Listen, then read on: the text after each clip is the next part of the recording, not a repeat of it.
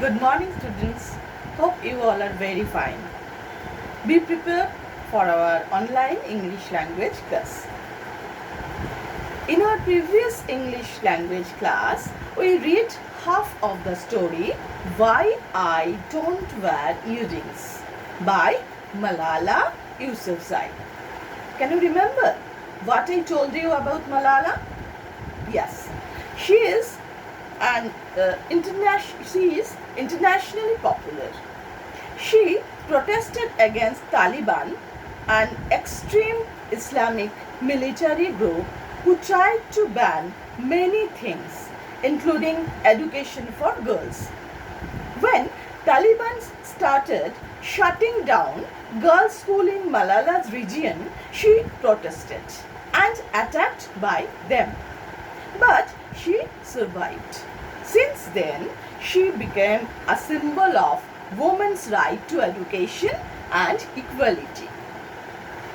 In 2014, she became the youngest recipient of the Nobel Peace Prize. Can you remember? Okay.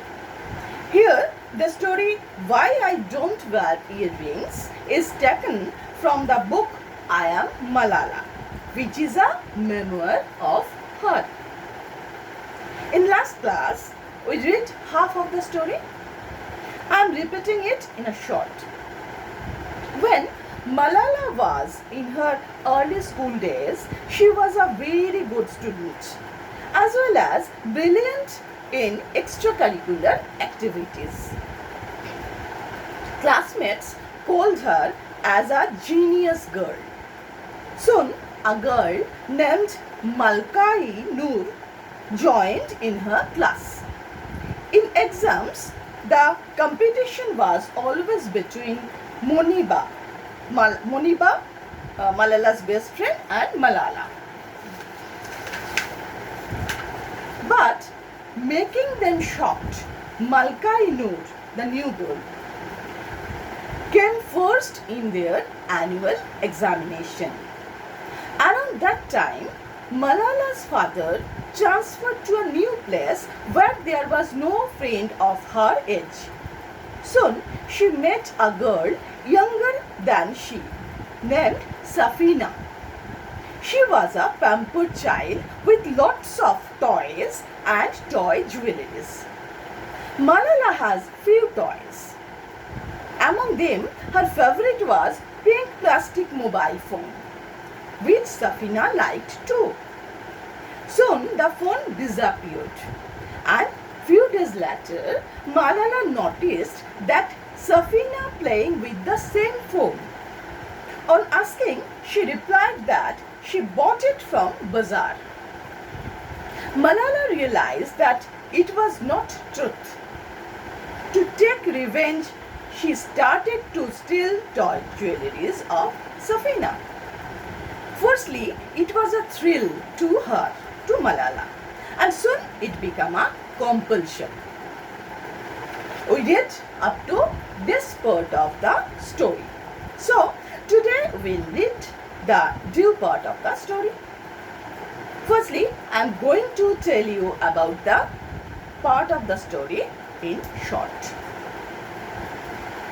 After that, one afternoon, when Malala came from school, as usual, she rushed to her mother because she was badly hungry. But her mother didn't respond her. She became very sad and opened the shelf where she kept the stolen materials. But the cupboard was empty. Now she understood why her mom behaved that way. Then her cousin Rina informed Malala that everyone understood her misdeed. Mom asked her that why she was doing those wrong jobs which may damage their family prestige. Malala still protested and tried to hide her misdeed. She tried to establish that as Safina stole her pink mobile, she did that. But her mother was unmoved. She told Malala that Being senior, she could become an instance by rectifying Safina. Malala started crying. She didn't want to reveal her misdeed in front of her father. But it was not the first time. One day, when Malala was just a kid, she picked a pile of almonds from a cart in the bazaar. Her mother apologized and returned it, but the seller denied rudely. She, means Malala's mother, had little money in her purse, so she felt embarrassed and informed Malala's father. He went out and bought the whole lot. As Malala knew her father's financial position, that dishful almond haunted her for her misdeed. She promised herself to never do such a thing again. She realized for getting the promise she did such again. She realized that she forgetting the promise she did such again. Now her mother took her to Safina's parents to apologize for her wrong act. But Safina could not utter any word about the pink mobile. That incident taught Malala a good lesson.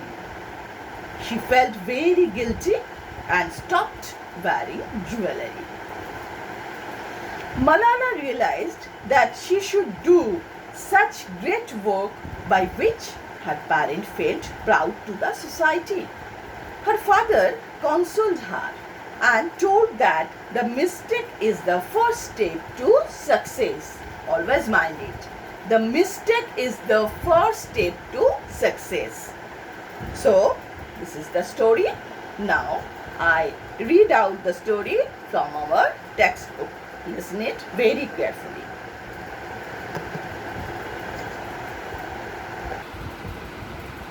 So, today we'll read from here.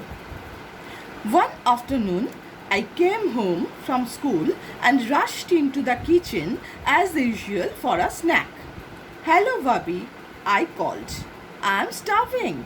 There was silence. My mother was sitting on the floor, pounding spices, brightly colored turmeric and cumin, filling the air with their aroma. Over and over she pounded. Her eyes would not meet mine. What had I done? I was very sad and went to my room. When I opened my cupboard, I saw that all the things I had taken were gone. I had been caught. My cousin Rina came into my room. "They knew you were stealing," she said. "They were waiting for you to come clean, but you just kept on." I felt a terrible sinking feeling in my stomach. I walked back to my mother with my head bowed. "What you did was wrong, Malala," she said. "Are you trying to bring shame on us that we can't afford to buy such things?" "It's not true," I lied. "I didn't take them." But she knew I had. "Safina started it," I protested. "She took the pink phone that Abba bought me." My mother was unmoved. "Safina is younger than you and you should have taught her better," she said. "You should have set an example." I started crying and apologized over and over again. "Don't tell Abba," I begged. I couldn't bear for him to be disappointed in me. It's horrible to feel unworthy in the eyes of your parents. It wasn't the first time. When I was little, I went to the bazaar with my mother and spotted a pile of almonds on a cart. They looked so tasty that I couldn't resist grabbing a handful. My mother told me off and apologized to the cart owner. He was furious and would not be placated. We still had little money, and my mother checked her purse to see what she had. "Can you sell them to me for 10 rupees?" she asked. "No," he replied. "Almonds are very costly." My mother was very upset and told my father.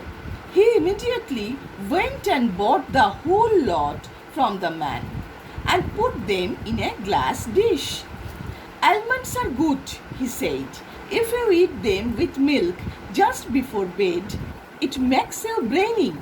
But I knew he didn't have much money, and the almonds in the dish were a reminder of my guilt. I promised myself I'd never do such a thing again. And now I had. My mother took me to say sorry to Safina and her parents. It was very hard. Safina said nothing about my phone, which didn't seem fair. But I didn't mention it either. Though I felt bad, I was also relieved it was over. Since that day, I have never lied or stolen. Neither a single lie nor a single penny. Not even the coins my father leaves around the house, which we are allowed to buy snacks with. I also stopped wearing jewelry because I asked myself, what are these bubbles which tempt me? Why should I lose my character for a few metal trinkets? But I still feel guilty, and to this day I say sorry to God in my prayers. My mother and father tell each other everything, so Abba soon found out why I was so sad. I could see in his eyes that I had failed him. I wanted him to be proud of me like he was when I was presented with the first in-year trophies at school, or the day our kindergarten teacher, Miss Ulfat, told him I had written only "Speak in Urdu" on the blackboard for my classmates at the start of an Urdu lesson so we would learn the language faster. My father consoled me by telling me about the mistakes great heroes made when they were children. He told me that Mahatma Gandhi said, "Freedom is not worth having if it does not include the freedom to make mistakes." Always remember, Mahatma Gandhi said, freedom is not worth having if it does not include the freedom to make mistakes. I think everyone makes a mistake at least once in their life. The important thing is that you learn from it. So that was the story, and next day you all be ready with a fresh copy and pen to write down the word meanings and question answers. Till then, bye.